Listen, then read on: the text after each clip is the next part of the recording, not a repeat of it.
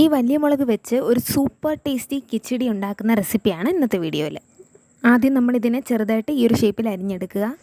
ഇനി കടുക് വറുക്കണം. എണ്ണ ചൂടാക്കുക. എണ്ണ ചൂടായി കഴിഞ്ഞ് കടുക് ഇടുക. കടുക് പൊട്ടി കഴിയുമ്പോൾ അതിലേക്ക് കറിവേപ്പിലയും ചെറിയ ഉള്ളിയും കൂടെ ഇടുക. അതിനുശേഷം അരിഞ്ഞു വെച്ചിരിക്കുന്ന മുളകും കൂടി ആഡ് ചെയ്യുക. ആവശ്യത്തിന് ഉപ്പും കൂടി ചേർത്ത് ഇത് നന്നായിട്ടൊന്ന് വഴറ്റിയെടുക്കേണ്ടതാണ്. ഇതിൻ്റെ ഒരു കളറ് മാറി ചെറിയൊരു റെഡിഷ് കളറിലേക്ക് ആവും. ഇനി ഇതിനാവശ്യമായിട്ടുള്ള കൂട്ടരയ്ക്കാൻ വേണ്ടിയിട്ടുള്ള സാധനങ്ങൾ ഇതൊക്കെയാണ്: ചെറിയ ഉള്ളി, മുളക്, ജീരകം, തേങ്ങ തിരികിയത്.